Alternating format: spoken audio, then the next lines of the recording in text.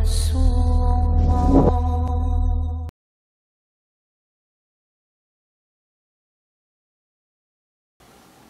আসলে মূল শিরোনামটা ছিল কাদিয়ানীদের সাথে ইসলামের উসুলি মতভেদটা কি ছিল শিরোনাম? মৌলিক মত পার্থক্যটা। হাজার হাজার মাসাইলে কাদিয়ানীদের সাথে ইসলামের মৌলিক পার্থক্য, সবগুলো তো আর এখানে বলা শেষ করা যাবে না, দুই একটা বলে আপনাদেরকে শেষ করি। মির্জা গোলাম মোহাম্মদ কাদিয়ানী তার একাধিক কিতাবে তার অনুসারীদেরকে ফিকহ হানাফি তাকলিদ করতে বলেছে। ঠিক আছে, একজন নবী তার উম্মতের তাকলিদ করতে পারে, বুঝলেন কথাটা? ঠিক আছে, এটা তো আরেক পার্ট। তো ফিকহ হানাফির তাকলিদ করবে, তো হানাফিদের সাথে ফুরুয়াতের ভিতরে মুত্তাফিক হলো, ঠিক আছে? কিন্তু হানাফিদের সাথে উসুলে দ্বীনের মধ্যে ইখতিলাফ করবে। কথা বুঝা গেছে?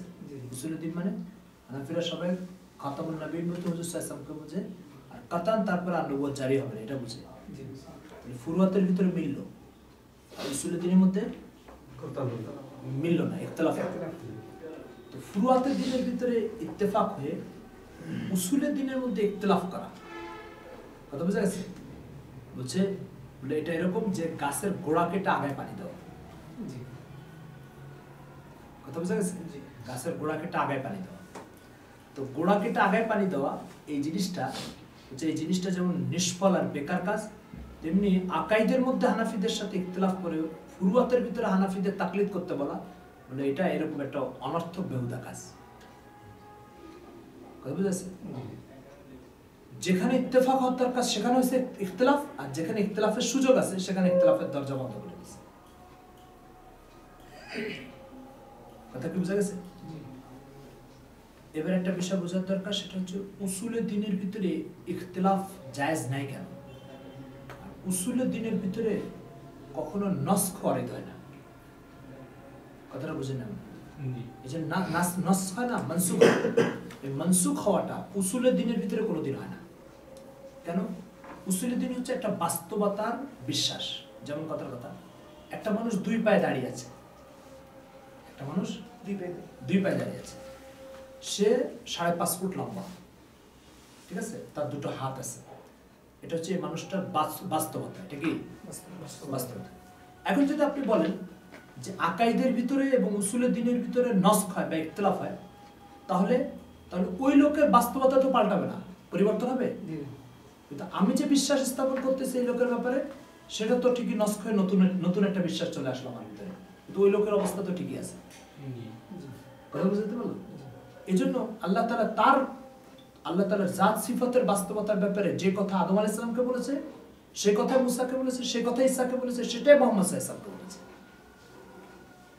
কথা বুঝেছে? এখন যদি কেউ এই আল্লাহ তাআলার বাস্তবতার ব্যাপারে ভিন্ন কোনো মত পোষণ করতে চায়, ঠিক আছে, তাহলে আল্লাহর বাস্তবতা তো প্রথম দিন যেরকম আছে সেরকমই থাকবে, ঠিক আছে? কিন্তু এই লোকের বিশ্বাসের ভিতরে নস্খ আসার কারণে বাস্তবতার থেকে বিশ্বাস ভিন্ন হয়ে গেল। কথাটা বুঝতে পারছেন? এই জন্য উসুলে দ্বীনের ভিতরে কখনো বাস্তবতা পরিবর্তন, এই নস্খ ওয়ারিদ হয় না। আকাইদের মাসলা কখনো কি হয় না?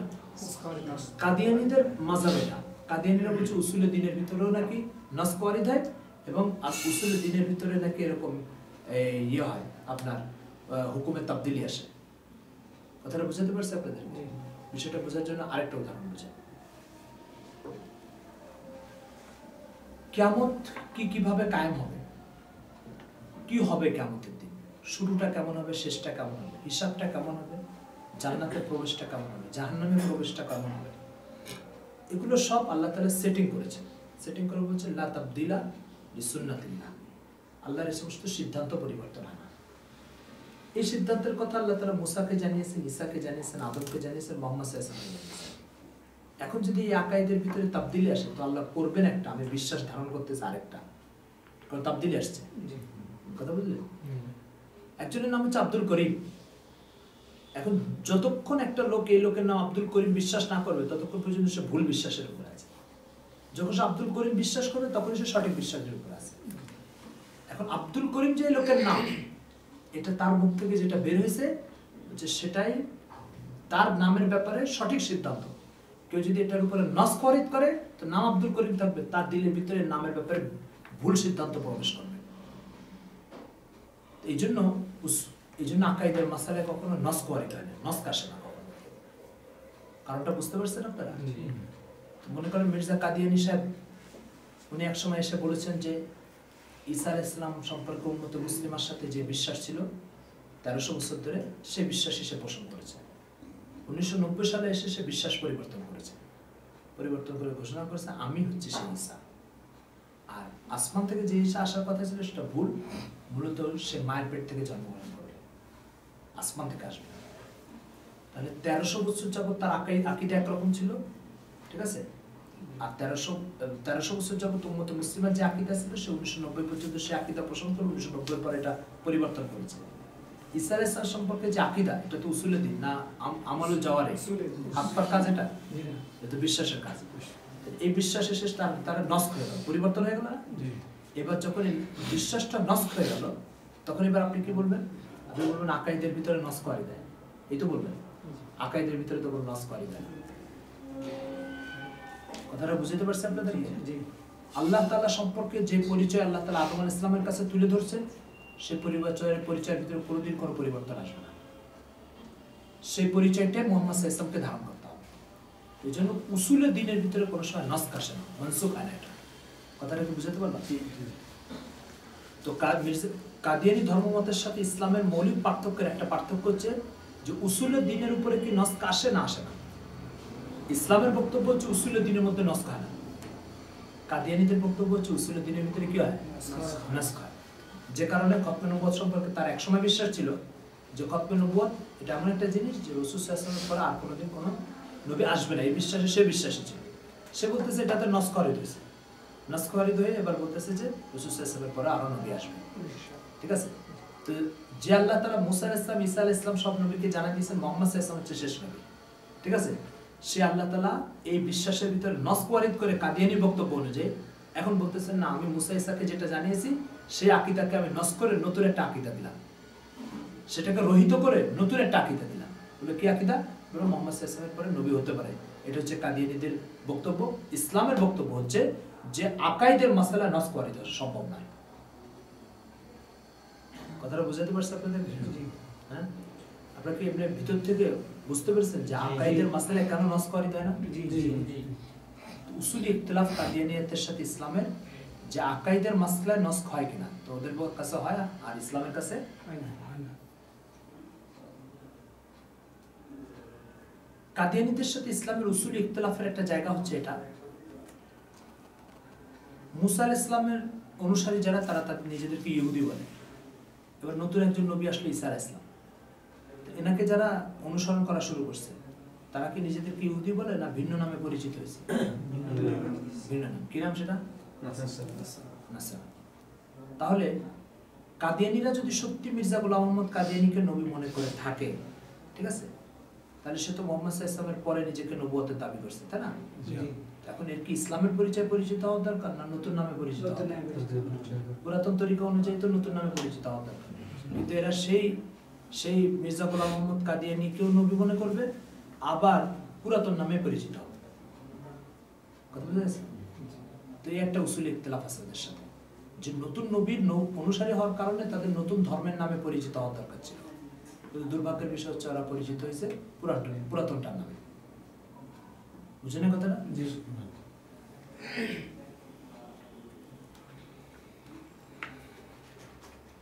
মির্জা গোলাম মোহাম্মদ কাদিয়ানী নিজেকে কোথাও ছায়া নবী, জিল্লি নবী, বুরুজি নবী ইত্যাদি বলে প্রচার করেছে।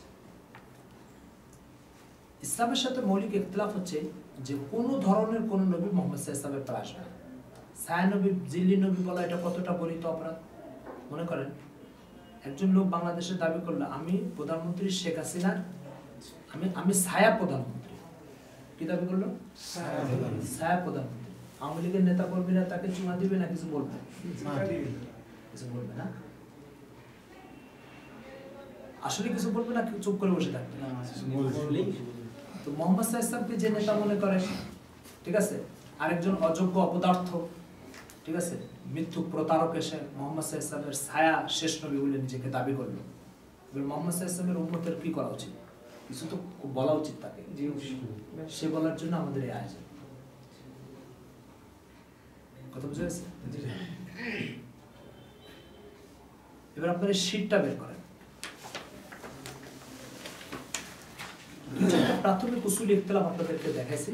এই শীটটার পরিচয় হচ্ছে, এই শীটটার ভিতরে সরাসরি মির্জা গোলাম মোহাম্মদ কাদিয়ানীর লিখিত বইয়ের বক্তব্য, তার বইয়ের এটা ফটোকপি, ঠিক আছে? তো আমরা কোনো কিছু তার নামে চালাতে চাই না নিজেদের বলে, আমরা সবকিছু তার লেখা দেখাই দিতে চাই। এখানে আপনারা দেখেন 106 নম্বর পৃষ্ঠা, ও তার আগে মির্জা কাদিয়ানীর লেখালেখি বই পুস্তক সম্পর্কে একটা প্রাথমিক পরিচয় জেনে নেওয়া দরকার। মির্জা গোলাম মোহাম্মদ কাদিয়ানীর লিখিত এবং বা তার নামে বাজারে প্রচলিত বইয়ের সংখ্যা প্রায় 99 থেকে 100টা। এর ভিতরে 83টা বই সে নিজ হাতে লিখেছে, যে 83টা বইয়ের ভিতরে বারাইনে আহমদিয়া থেকে শুরু করে আইনে কামালাত ইসলাম, আঞ্জামে আতম সহ 83টা বই। এই 83টা বইকে 23 খণ্ডে 23টা ভলিউমে একসাথে ছাপা হয়েছে, যাকে নাম দিয়েছে রুহানি খাজাইন। তো আমাদের সামনে আলোচনা হবে রুহানি খাজাইনের 23টা খণ্ডের, ঠিক আছে? প্রত্যেকটার 23টা খণ্ডের থেকে আমরা উদ্ধৃতি দিব। আমরা এখন কোন উদ্ধৃতি দিলে বলে দেবো রুহানি খাজাইন খণ্ড নম্বর এত, পৃষ্ঠা নম্বর এত। এই 23টা খণ্ডে সাজিয়েছে হচ্ছে যিনি, উনি হচ্ছে মির্জা কাদিয়ানীর মানে ধর্মমতের একজন বড় দায়ী, তার নাম হচ্ছে জালালউদ্দিন শামস। এর একটা খণ্ড আপনাদেরকে দেখাই। এ হচ্ছে রুহানি খাজাইন, এটা 23টা খণ্ডে আসছে, এটা 23 নম্বর খণ্ড। 1, 2, 3, 4 এভাবে 23টা খণ্ডে আসছে। এই 23 নম্বর খণ্ড হচ্ছে এই রুহানি খাজাইনের 83টা লিখিত বইয়ের সমষ্টি। আমরা এখানে যে হাওলা দিব, এই রুহানি খাজাইনের থেকে হাওলাটা দিব। প্রকাশনা, এই বইটা পাকিস্তান থেকে প্রকাশিত হয়েছে এবং ওখান থেকে সংগ্রহ করা হয়েছে, ঠিক আছে? নাজারাত ইসলাম, নাজারাত ইশাআত ইসলাম একটা প্রকাশনী আছে পাকিস্তানে, সে সমস্ত প্রকাশনী থেকে এটা, এই যে নাজারাত ইশাআতে Rabwah Pakistan, printed by Ziaul Islam press, Rabwah. এটা কাদিয়ানীর অনেক প্রাচীন একটা প্রেস, এটা এখনো আছে। সেই প্রেস থেকে ওরা এই বইগুলো বের করে। যেখানে দেখেন লেখা আছে অনেক ছোট করে, এই যে নিচে। তো এটা আমাদের প্রকাশিত না, কেউ আবার মনে করতে পারে যে আমরা কাদিয়ানীর বই ছাপাইছি, না, তাদেরই প্রকাশিত বই, সেটার আলোকে হাওলা দিচ্ছে। উসুলি ইখতিলাফ কি মির্জা কাদিয়ানীর সাথে ইসলামের, এটা দেখেন। প্রথম নম্বর আপনারা দেখেন রুহানি খাজাইন 22 নম্বর খণ্ড 106 নম্বর পৃষ্ঠা। এখানে মাঝে দেখেন একটা মার্ক করা ইবারত আছে, বক্তব্য আছে, ইন্নী মা রসুল, মানে এই রসুল মানে মির্জা কাদিয়ানী, মানে আল্লাহ তাআলা বলছেন যে আমি রসুলের সাথে আছি, মানে মির্জা কাদিয়ানীর সাথে আছি। উজিবু, আমি ডাকে সাড়া দিই। উখতিউ ওয়া উসিবু, কখনো ঠিক করি কখনো ভুল করি। আল্লাহ তাআলা কি ভুল করতে পারেন? মির্জা কাদিয়ানীর বক্তব্য হচ্ছে আল্লাহ ভুল করতে পারেন, তার কাছে এই ওহী আসছে উখতিউ। ইসলামের বক্তব্য হচ্ছে যে আল্লাহ তাআলা কখনোই ভুল করেন না।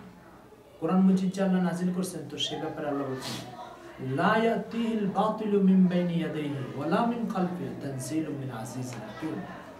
কোরআনে কখনো ভুল কথা, বিভ্রান্তিকর কথা, অবাস্তব কথা আসতেই পারে। কেন? কারণ হচ্ছে কোরআন তানজিলুম মিন আজিজিন হাকীম, আসমান জমিনের স্রষ্টা এক পরাক্রমশালী খোদার পক্ষ থেকে এটা আসছে। তো তারও ভুল হয় না, এরও ভুল। আর বাস্তবে আমরাও দেখি যে আল্লাহ তাআলা ভুল হওয়া সম্ভব। কেন? দেখেন আমাদের এই যে মানব দেহ না, মাথা থেকে পা পর্যন্ত, এই মানব দেহ একজন এটা দিয়ে প্লেন চালাচ্ছে, আরেকজন এটা দিয়ে সাইকেল চালাচ্ছে, আরেকজন এটা দিয়ে পায়ে হাঁটতেছে, আরেকজন এটা দিয়ে বড় জাহাজ চালাচ্ছে, আরেকজন এটা দিয়ে শিক্ষকতা করতেছে, আরেকজন এটা দিয়ে কৃষি কাজ করতেছে, আরেকজন এটা দিয়ে ব্যবসা করতেছে, আরেকজন এটা দিয়ে রাষ্ট্র পরিচালনা করতেছে।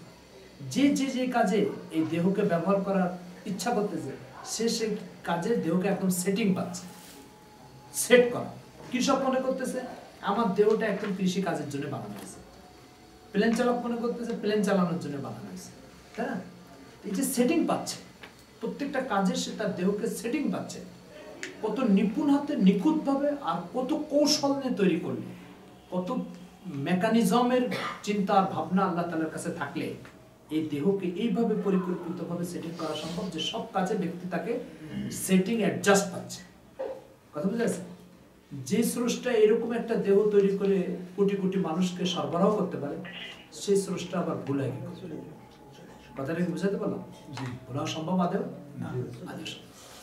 আরেক যে আল্লাহ তাআলা বলছে ফারজিল বাসারা হাল তারামিন ফুতুর, তুমি তোমার দৃষ্টিকে আসমান জমিনের দিকে নিক্ষেপ করো, কোথাও কোনো ছিদ্র তালাশ করে পাবে না, ত্রুটি তালাশ করে পাবে। কথা বুঝা যাচ্ছে? আল্লাহ তাআলা ভুল হতে পারে। মির্জা সাহেবের বক্তব্য হচ্ছে আল্লাহর ভুল হতে পারে। তাহলে এখানে যে বিষয়টা সেটা হচ্ছে ইসলামের সাথে মৌলিক আকীদা হচ্ছে আল্লাহ তাআলার ব্যাপারে, যে আল্লাহ তাআলা বলছেন আল্লাহ তাআলার কখনো ভুল লা ইয়াতিল বাতিল। মির্জা সাহেব বলছে আল্লাহর ভুল। তো এটা ইসলামের বক্তব্য, এটা মির্জা সাহেবের বক্তব্য, উসুলি একটা ইখতিলাফ।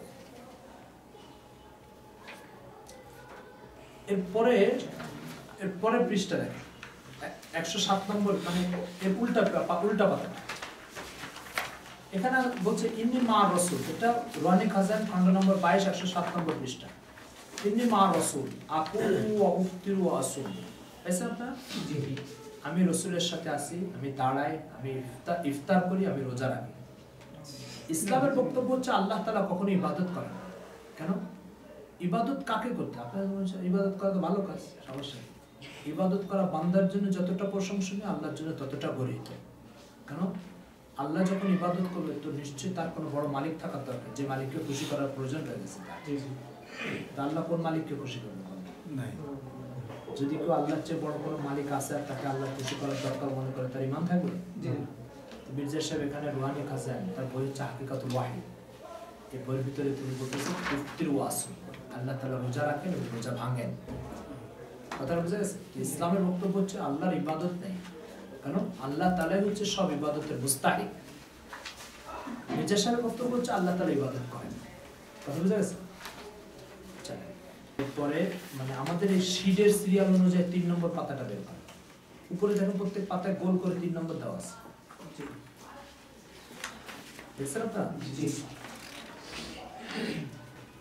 এখানে মির্জা সাহেব 4 নম্বর লাইনে বলতেছে और कुरान के सही मानू से मुझे इत्तला बख्शी है। কোরআনের বিশুদ্ধ অর্থ আমাকে জানানো হয়েছে। উনি নাকি কোরআনের সবচেয়ে বিশুদ্ধ অর্থ জানেন। তো কোরআনের সবচেয়ে বিশুদ্ধ অর্থ যিনি জানেন তিনি বলতেছেন যে আল্লাহর ইবাদতের দরকার হয় আর আল্লাহ তাআলা ভুল হয়। এটা হচ্ছে কোরআনের সবচেয়ে বিশুদ্ধ অর্থ জানা আল্লাহর বক্তব্য। আচ্ছা, যে কথাটা এখানে আপনাদেরকে মানে বলার জন্য এটা পৃষ্ঠাটা খুলেছি, সেটা হচ্ছে এরপরে দাগ দাও ইবারতটা দেখুন, মনকুলি বক্সে তো फिर मैं किस बात में और किस, এটা হচ্ছে আপনার 5 নম্বর লাইন, किस बात में और किस गरज के लिए उन लोगों से मनकुली बहस करो जबकि मुझे अपने वही पर ऐसा ही ईमान है जैसा कि तौरीत और इंजील और कुरान करीम पर। तो क्या उन्हें मुझसे ये तवक्को हो सकती है कि मैं उनकी जन्नियात बल्कि मौज़ूआत के ज़ख़ीरे को सुनकर अपने यकीन को छोड़ दूं। বলতেছে যে আমার কাছে যে ওহী আসে এই ওহীর উপর আমার আস্থা বিশ্বাস কোরআন মজিদের মতো, এই ওহীর উপর আমার বিশ্বাস ইনজিলের মতো, তাওরাতের মতো।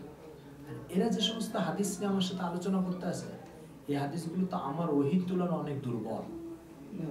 কথা বুঝেছে? এই কথা বলে যেটা সে বলতে যাচ্ছে সেটা হচ্ছে মুহাম্মদ সাল্লাল্লাহু আলাইহি ওয়াসাল্লামের উপরে বর্ণিত ওহীর যে পাঠটা হাদিস নামে স্বীকৃত, ঠিক আছে, সে হাদিস গ্রহণযোগ্যতার প্রশ্নে আমার উপরে নাজিলকৃত ওহীর চেয়ে অনেক দুর্বল। কথাটা কি বুঝাতে পারলাম? রুহানি খাজান খণ্ড নম্বর 22 অথবা 17, খণ্ড নম্বর 17 445 নম্বর পৃষ্ঠা। এখানে স্পষ্ট সে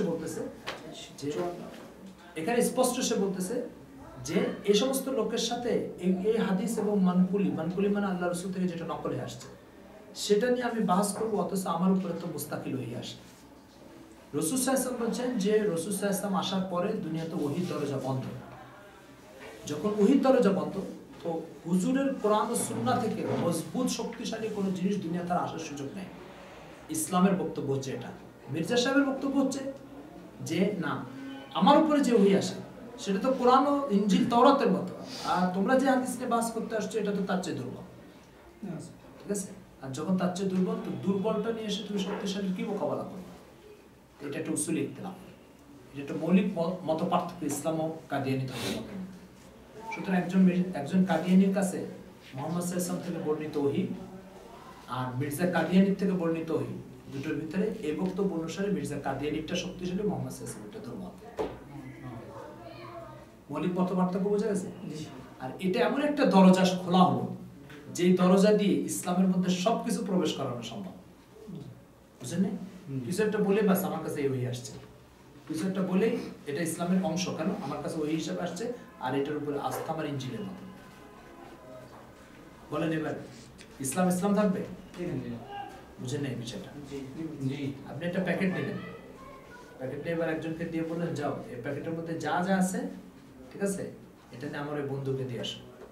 এবার সে সামনে যায় প্যাকেটটা খুললো, খুলে এবার নিজের পক্ষ থেকে কিছু জিনিস ঢুকান যার ভিতরে অনেক খারাপ জিনিস আছে, আর ভিতরে যে ভালো জিনিসগুলো আছে এগুলো বের করে ফেলো। এবার প্যাকেটটা সেলাই করে যে বন্ধুকে দিয়ে আসলো। এবার বন্ধু খোলার পরে যে বন্ধু পাঠালো তার সম্পর্কে কেমন ধারণা পোষণ করতে পারে?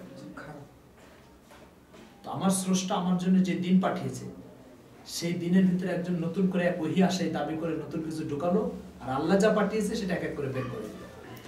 কেমন হবে সেই দিন বলেন? আদৌ সেই দিন অনুসরণের দ্বারাই কেউ তার স্রষ্টার নৈকট্য বা তার যে হুকুম সে হক আদায় করার সুযোগ আছে তার জন্য? এই হচ্ছে পার্থক্য। এই জন্য রাসূল সাল্লাল্লাহু আলাইহি ওয়াসাল্লামকে শেষ নবী মনে করা পুরো ইসলামকে হেফাজত করা, আর হুজুরকে শেষ নবী মনে না করা ঠিক আছে পুরো ইসলামকে বরবাদ করা। বুঝেছে? যখনই আপনি এই দরজা খুলবেন তখন অনেক কিছু ঢুকবে, অনেক কিছু বেরিয়ে যাবে। তো এই জন্য খতমে নবুয়তের আকীদা ইসলামের সবচেয়ে শক্তিশালী আকীদা। কেন? এই আকীদা থাকবে ইসলাম অক্ষত থাকবে, এই আকীদা থাকবে না ইসলাম থেকে বের হতে থাকবে, ইসলামের মধ্যে ঢুকতে থাকবে। বিষয়টাকে বুঝতে পারছেন? এই জন্য উলামায়ে কেরাম এই আকীদাকে সংরক্ষণ করার জন্য এত তৎপরতা দেখিয়েছেন। একটা বিষয় হচ্ছে যে ইসলামে যে খতমে নবুয়তের আকীদা, এই খতমে নবুয়তের আকীদাকে মির্জা কাদিয়ানী ইনকার করে মৌলিকভাবে যে জিনিসটা ঢুকাতে চাইছে এর মধ্যে, সেটা কি জানেন?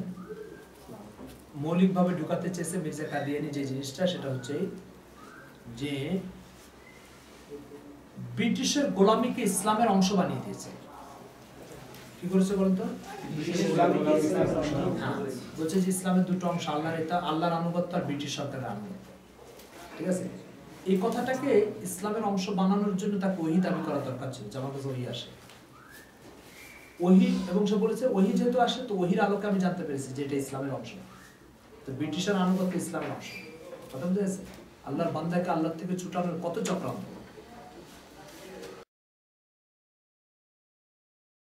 এরপরে আপনারা আমাদের শীট নম্বর 4 নম্বর পৃষ্ঠা, শীটের 4 নম্বর পৃষ্ঠাটা খুলুন।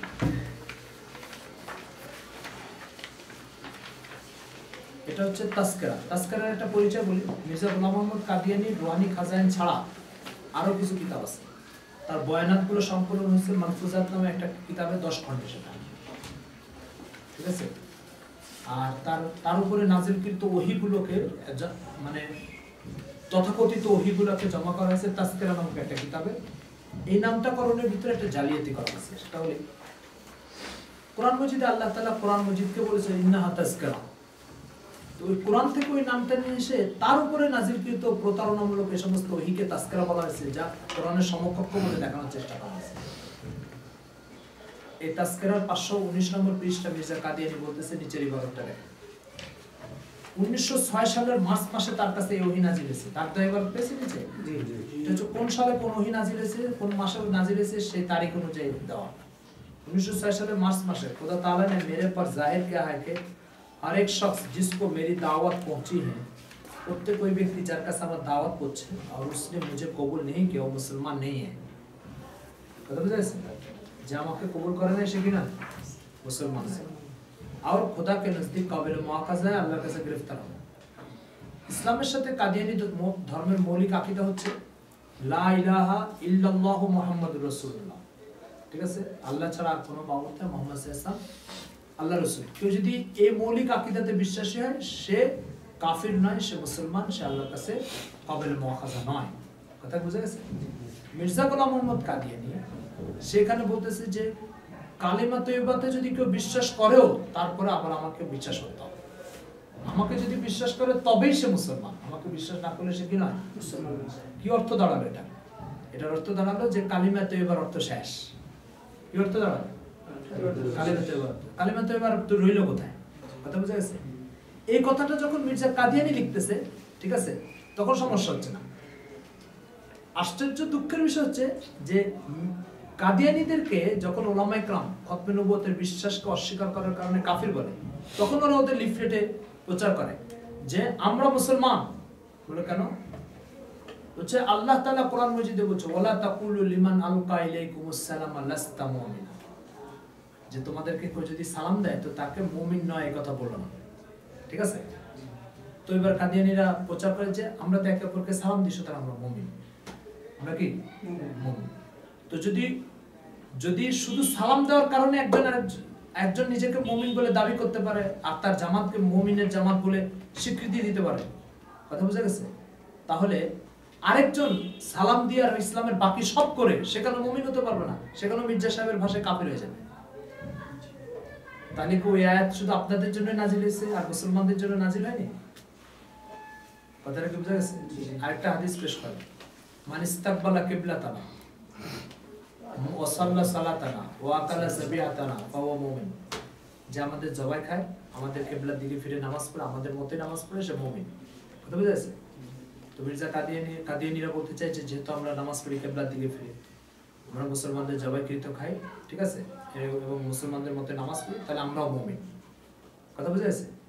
তো এই কাজগুলো যখন মুসলমানরা করে তো তারা কাফের হয়ে যাচ্ছে মির্জা সাহেবের ভাষায়। কথা বুঝলেন না? এই কাজগুলো মুসলমানরা করতেছে, মির্জা সাহেব তাদেরকে কি বলতেছে? কাফের বলতেছে। তো মির্জা সাহেব তাদেরকে কাফের বলতেছে, আর এই কাজগুলো কাদিয়ানীরা করে নিজেদেরকে মুমিন বলে সাব্যস্ত করতেছে। কিন্তু আসলে এটা এই হাদিসের আলোকে নিজেকে মুমিন বলে সাবিত করা, এটা কত বড় প্রতারণা তারা বলি। একজন লোক মনে করেন একজন লোক বলল সূরা বাকারা কোরআন মাজিদের অংশ নেয়, সে মুমিন থাকবে? মুমিন থাকবে? ওই হাদিসের মধ্যে এই কথা আছে যে সূরা বাকারাকে কোরআনের অংশ মনে করতে হবে নামাজ রোজা ইত্যাদি ঠিক হওয়ার পরেও, এটা কথা আছে ওই হাদিসে। মান আকালা যাবিহাতান সাল্লা সালাতান ওয়াস্তাকবালা কিবলাতান, ঠিক আছে, ওয়াতাকাদাল বাকারাতা মিনাল কোরআন, এই কথা আছে কোরআন ওই হাদিসে? ওই হাদিসে কথা নাই। তো এই হাদিসে নাই, তাহলে তো দরকার ছিল যে সূরা বাকারাকে কোরআনের অংশ মনে না করা সত্ত্বেও সে মুমিন, এই কথা বলার দরকার ছিল না? কিন্তু এই কথা কাদিয়ানীরাও জানে যে সূরা বাকারাকে কোরআনের অংশ না মনে করলে সে কাফের, কিন্তু এই হাদিসে তো নাই। তো বোঝা গেল যে একজন মুমিনকে মুমিন হতে হলে যে কয়টা জিনিসে বিশ্বাসী হতে হবে তার সবকটাই এই হাদিসে নাই। সবকটা কি নাই? এই হাদিসের বাইরে অনেক বিষয় আছে, কাদিনারাও একমত সেই বিষয়ের উপরে যে ওই কয়টা সহ তাকে মুমিন হতে হবে। কথা বুঝা গেছে? সুতরাং ওই হাদিসকে নিজেদেরকে মুমিন বলে পরিচয় করার জন্য একটা ধোঁকা ও প্রতারণা করা হয়। বুঝতে পারছেন বিষয়টা? আচ্ছা, আরেকটা বিষয় হচ্ছে যে অলাউ ফারজান যদি এই হাদিসের আলোকে মুমিন হয়, ঠিক আছে, তাহলে আপনাদের বস পৃথিবীর 150 কোটি মুসলমানকে কাফের বলে কিভাবে? যেখানে তো কাফের বলেছে সে মুসলমান না। কথা বুঝেছে? এই তাজকিরার 280 নম্বর পৃষ্ঠায় স্পষ্ট বলেছে সে কাফের, যে আমাকে বিশ্বাস করে। আরেক জায়গায় বলেছে সে বেবিচার মহিলার বাচ্চা, এই কথা বলছিস। আমাদের এই লিফলেটে দেখেন সেটা আলাদা আছে। কথা বুঝতে পারলাম আপনাদেরকে? মুসলমানদের অকথ্য ভাষায় গালি দিয়েছে, দেখেন একটা শিরোনাম আছে, সেখানে লেখা আছে মুসলমানদের কি কি গালি দিয়েছে, কোন কোন পৃষ্ঠায় দিয়েছে সেটা। কথা বুঝা গেছে?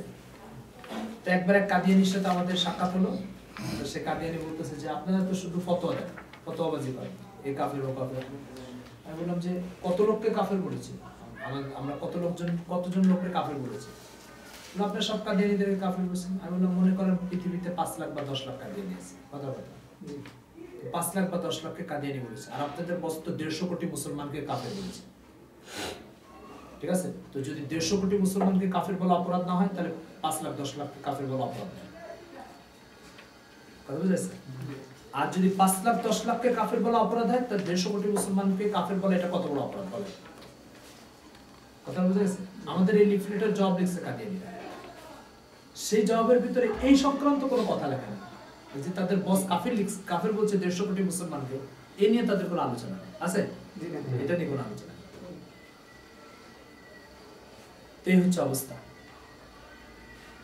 আরেকটা কথা বলি, কাদিয়ানীদের কোনো আস্তানায় যাবেন আপনি, ওদের কোনো উপাসনালয়ে যাবেন, ওই সমস্ত উপাসনায় যাই দেখবেন ওরা লিখে থাকে সকলের প্রতি ভালোবাসা, হিংসা কারোর তরে নয়, কারোর প্রতি হিংসা নাই, ঠিক আছে?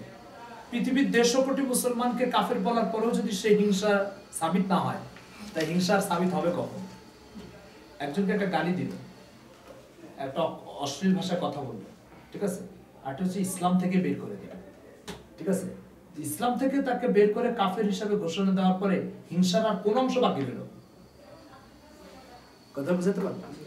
এটা তো মামুলি বিষয়।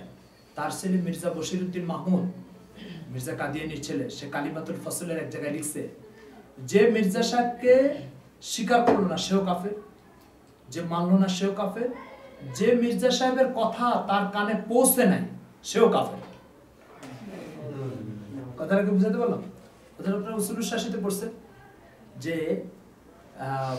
কেউ যদি নিজের আকল দ্বারা আল্লাহ তাআলাকে না চিনে তাহলে সে ইসলাম থেকে বেরিয়ে যাবে। তবে মুহাম্মদ সাল্লাল্লাহু আলাইহি ওয়াসাল্লামকে যদি না চিনে, অর্থাৎ তার কাছে মুহাম্মদ সাল্লাল্লাহু আলাইহি ওয়াসাল্লামের আগমনের দাওয়াত পৌঁছে নাই, আর এটা আকল দিয়ে আবিষ্কার করা সম্ভব না, তো বলে তারপরে সে আল্লাহ তাআলার কাছে কিয়ামতের দিন ক্ষমা পেয়ে যাবে। কেন? বলে তার কাছে দাওয়াতই পৌঁছে না। তবে আল্লাহকে চিনতে হবে নিজের আকল দিয়ে। কথা বুঝে গেছে? লাওয়াজাবা আলা লুকালাই মারিফাতুহু বিউকুলিহিম, এইবার দিয়ে আসছে হুজুরের শেষ কথা। কি হলো বিষয়টা? যে মুহাম্মদ সাল্লাল্লাহু আলাইহি ওয়াসাল্লামকে কেউ যদি দাওয়াত ছাড়া হুজুরের ইকরার করতে না পারে, সে দাওয়াত না পৌঁছার কারণে ইকরার করতে না পারে, তাহলেও তাকে কিয়ামতের দিন মুসলমান বলে সাব্যস্ত করে মাফ করে দেওয়া হবে। কিন্তু মির্জা সাহেবের কথা যদি কারোর কানে নাও পৌঁছে তবু সে কাফের। এটা হচ্ছে ওদের ওয়াহিংসার আপনার দলিল উদাহরণ বলা যাবে, এটা নিকৃষ্টতম উদাহরণ। কথা বুঝা গেছে? আর বিষয়টা হচ্ছে তাকফির করা, কোন মুসলমানকে কাফের বলা, সব জায়গায় লাগে। মোল্লারা শুধু কাফের ফতোয়া দেয়, হুজুররা শুধু কাফের ফতোয়া দেয়, ঠিক আছে। বলছে এই সিলসিলা তো স্টার্ট করে গেছে মির্জা কাদিয়ানি, ঠিক আছে। সে স্পষ্ট জায়গায় জায়গায় এই কথা বলতেছে, স্পষ্ট জায়গায় জায়গায় এই কথা বলতেছে যে যারা আমাকে বিশ্বাস করে তারা কাফের, তারা এর বাচ্চা ওর বাচ্চা। কি কি গালি দিছে জানেন? বলবো কি কি গালি দিছে? এইসব গালি আপনাদের সামনে উচ্চারণ করা আমার জন্য অন্তত সম্ভব না, সেই সমস্ত গালি লিখে গেছে, ঠিক আছে। আবনাউল বাগায়া আল খানাজির, আবনাউল কিলাব, বুঝলেন না? বাংলা উচ্চারণ করা কঠিন আমার জন্য, ঠিক আছে। এই সমস্ত গালি দিয়ে সে তার বইতে চলে গেছে। এই লিফলেটের ভিতরে দেখেন দুই একটা গালি আছে, যে গালি আছে এটা উচ্চারণ করতে পারবেন আপনারা কেউ? সম্ভব নয়, সেটা লিখে গেছে তার বইতে। এই হচ্ছে অবস্থা। এটা হচ্ছে ওদের অহিংসার উদাহরণ, এটা হচ্ছে কাদিয়ানীদের অহিংসার উদাহরণ, বুঝছেন?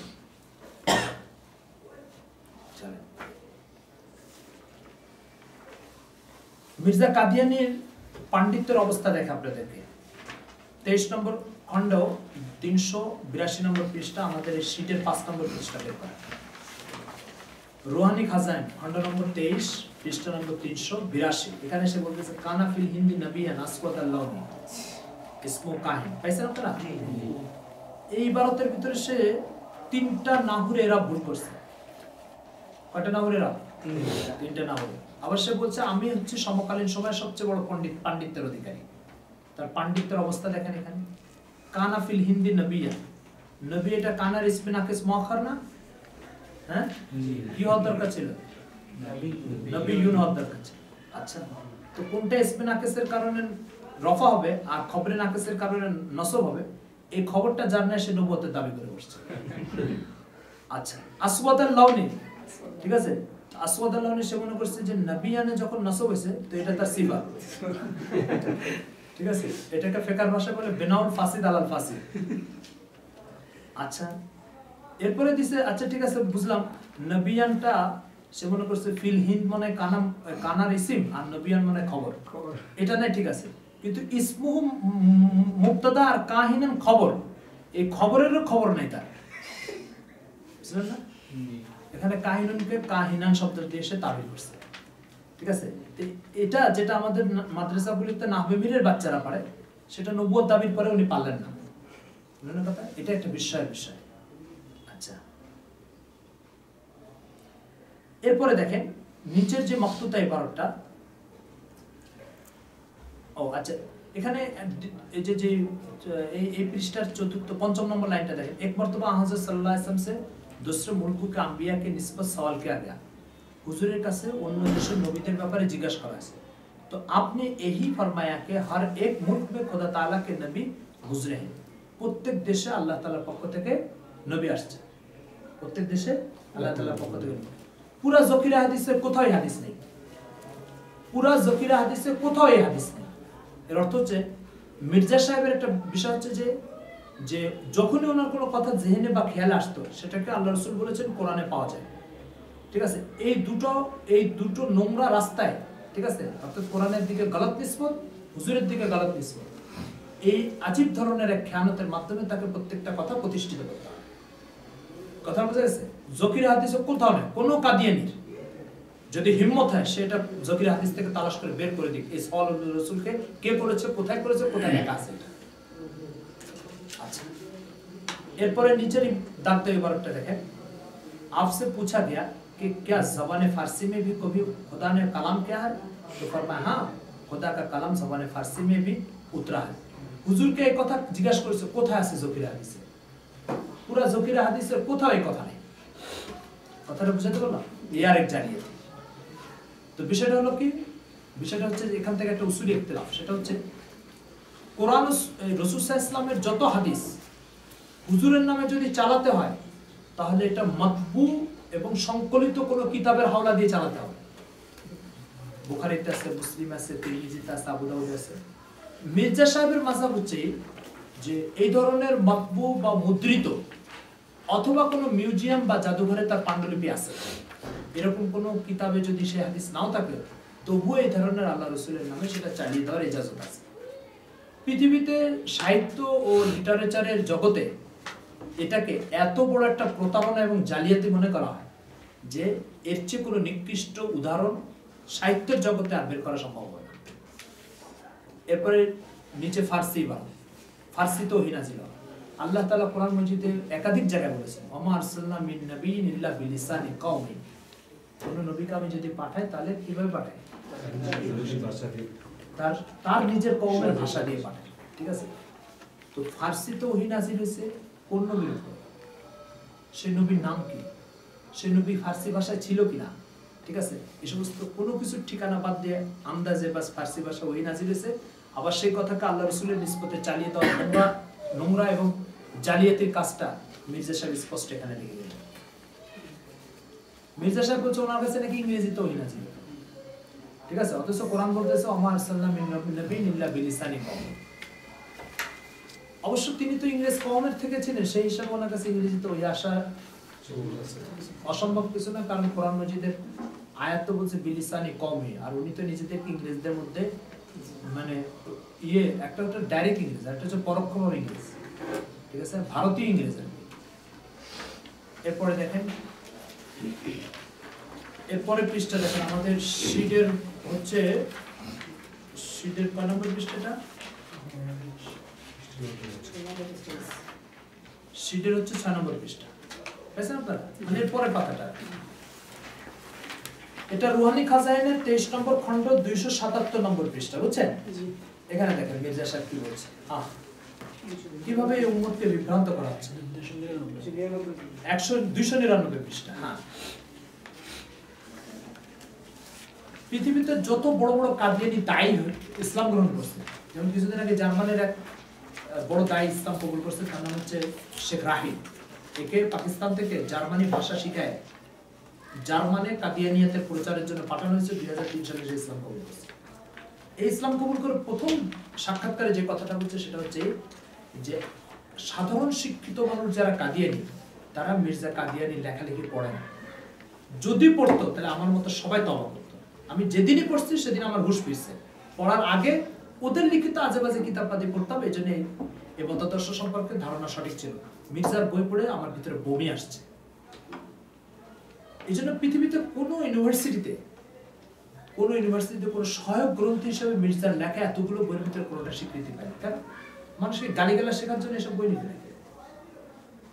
এই জন্য দেখেন এখানে লিখতেছে, এই যে আপনারা দাগ দেয় এবারটা দেখেন, कुछ भी कर्ज नहीं और आपकी अच्छा तारीख दा लोग जानते हैं, পাইছেন আপনারা? জি। ইতিহাস সম্পর্কে জ্ঞাত ব্যক্তিরা জানে कि आपके घर में 11 लड़के पैदा हुए थे। হুজুরের ঘরে কয়জন সন্তান আসছিল? 11 জন ছেলে, পুত্র ছেলে। লড়কে মানে তো পুত্র ছেলে না? আপনারা জানেন হুজুর সাল্লাল্লাহু আলাইহি ওয়াসাল্লামের কয়টা ছেলে ছিল? 3 জন। কাসিম, যার নামে হুজুরের কুনিয়াত হচ্ছে আবুল কাসিম। আহির, ঠিক আছে, আরেকজন কে? আব্দুল্লাহ না ইব্রাহিম। আমি বলি কাসিম, আব্দুল্লাহ, ইব্রাহিম, এই তিনজন। আর তাহিরা তৈয়ব হচ্ছে আব্দুল্লাহর লকব। তাহিরা তৈয়ব কি? আব্দুল্লাহর লকব। জাদুল মাদে হাফিজ ইবনুল কাইয়িম রাহমাতুল্লাহ আলাইহি হুজুরের আওলাদের উপর একটা বাব নিয়ে আসছে, হুজুরের আওলাদকে কোথায় কিভাবে জন্ম নিয়েছে।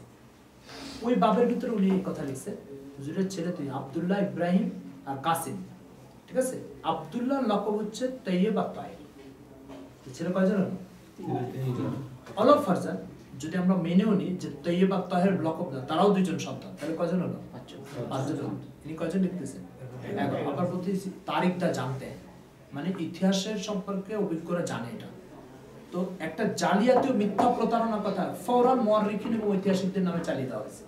ঠিক এটা এরকমই, যেমন কিছুক্ষণ আগে একটা কথা হুজুরের নামে চালিয়ে দেওয়া হয়েছে, ঠিক এরকম আরেকটা কথা ইতিহাসবিদদের নামে চালিয়ে দেওয়া হয়েছে। এই জালিয়াতিটা এটা মির্জা সাহেবের অভ্যাস ছিল।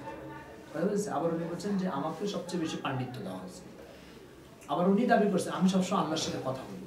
আবার উনি বলেছেন আল্লাহ আমাকে কখনো ভুলের উপর স্থায়ী হতে দেন না, ঠিক আছে? তো যে আল্লাহ তাআলার কখনো ভুলের উপর তাকে স্থায়ী হতে দেন না এই দাবি করে, সে আবার হুজুরের 11 সন্তানের দাবি করে কি করে? ঠিক আছে? তো হয় 11 সন্তান সত্য হবে, আর নয়তো তার ওই দাবি মিথ্যা।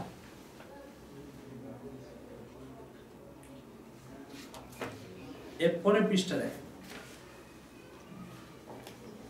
একদম নিচের লাইনের ভিতরে দেখেন, নিচের লাইনের উপর লাইনের শেষ থেকে मैंने कहा कि 3 शहरों का नाम एजाज के साथ कुरान शरीफ में दर्ज किया गया। कुरान में 3টা শহরের নাম লেখা হয়েছে, একটা হচ্ছে মক্কা আর মদিনা আর কাদিয়ান। কোরআনে কয় শহরের নাম? মক্কা, মদিনা আর কাদিয়ান, 3 শহরের নাম কোরআন মজিদে লেখা হয়েছে। প্রশ্ন হচ্ছে কাদিয়ান শহরটা কোন আয়াতের ভিতরে, কত সূরার ভিতরে আছে? ঠিক আছে? তো কাদিয়ানীদের সাথে কথা বললে ওরা বলে যে এটা তো একটা কাশফ ছিল। উনি তো বলেছেন আমার কাশফের উপরে একই নাম আর কোরআনের মতো, ঠিক আছে? তাহলে তো এটা কাশফ আর বাস্তব একই জিনিস হলো, তাই না? এখন প্রশ্ন হচ্ছে কাদিয়ানের নাম কোরআনের কোন সূরার মধ্যে কত পারায় আছে? এক কাদিয়ানির সাথে মতিঝিলে একবার আমাদের বৈঠক হয়েছিল, তাকে বললাম, তো সে কোনো জবাব দিতে পারলো না। আমি বললাম যে ব্যক্তি কোরআনের নামে এরকম একটা জালিয়াতি করতে পারে সে আবার নবী কি করে? বুঝে গেছে? চলেন এরপরে পৃষ্ঠা দেখেন। এখানে যে উসুল ইখতিলাফটা কাদিয়ানী, মির্জা কাদিয়ানীর সাথে ইসলামের, সেটা কি? সেটা হচ্ছে কোরআন মজিদের ভিতরে কোনো সংযোজন বিয়োজন কি সম্ভব? ইসলামের বক্তব্য কোনো সংযোজন বিয়োজন সম্ভব না। মির্জা কাদিয়ানীর বক্তব্য সংযোজন সম্ভব, সে কাদিয়ানকে কোরআনের জুজ মনে করে। আচ্ছা, এরপরে দেখেন 9 নম্বর পৃষ্ঠা, আমাদের শীটের 9 নম্বর পৃষ্ঠা, রুহানি খাজাইন খণ্ড নম্বর 6 380 পৃষ্ঠা। এখানে দেখেন, सो मेरा मजहब जिसको मैं बार बार, नीचे दाग दे पर, जिसको मैं बार बार जाहिर करता हूँ यही है कि इस्लाम के 2 हिस्से हैं। इस्लामेर कौन अंश? 2 अंश। एक ही है कि खुदा ताला की इताअत करे, दूसरी इस सुल्तानत की, আল্লাহর আনুগত্য করবে আর এই বাদশাহ করবে। এটা হচ্ছে ইসলামের 2 অংশ, ঠিক আছে? আল্লাহর আনুগত্য করবে আর ব্রিটিশ সরকারের আনুগত্য করবে। আতিউল্লাহ ওয়া আতিউর রাসূল, তাই না? ব্রিটিশ সরকারের আনুগত্য করার কথা যে ইসলামের অংশ বলে প্রচার করে, সে আবার আল্লাহর পক্ষ থেকে নবী হয় কি করে? জানেন ব্রিটিশরা কি করছে? তো জানেন না। ব্রিটিশরা কি করছে একটা ছোট্ট বিষয় বলি। এই যে নবাব সিরাজউদ্দৌলা আছে না, যখন নবাব সিরাজউদ্দৌলার কাছ থেকে লর্ড ক্লাইভ, ব্রিটিশের যে গভর্নর, সিরাজউদ্দৌলা থেকে এই আপনার মুর্শিদাবাদ এলাকার শাসন ক্ষমতা নিয়ে নিয়েছে। নেওয়ার পরে সিরাজউদ্দৌলাকে জেলখানায় বন্দী করছে। জেলখানায় বন্দী করে এবার সিরাজউদ্দৌলা নানা আলীবর্দী খান, তার বড় আম বাগান টাগান ছিল। এবার সিরাজউদ্দৌলার মা ও স্ত্রীকে বন্দী করছে। বন্দী করে এবার বলছে তোমরা আম খাওয়া, আম খাওয়া, আমের মৌসুম আসছে, এদের বড় আমের বাগান ছিল, আম খাবো? হ্যাঁ খাবো। তারপরে লর্ড ক্লাইভ কি করছে জানেন? সিরাজউদ্দৌলাকে কেটে টুকরা টুকরা করে বস্তার মধ্যে ভর্তি করে তার মা আর স্ত্রীর সামনে ফেলে দিয়ে বলছে এই নাও তোমাদের আম। তোরা বস্তা খুলে দেখে সিরাজউদ্দৌলার কাটা টুকরা টুকরা লাশ। বুঝেছেন? এই হচ্ছে ব্রিটিশের ন্যূনতম একটা উদাহরণ। এই ব্রিটিশের আনুগত্য নাকি ইসলামের অংশ।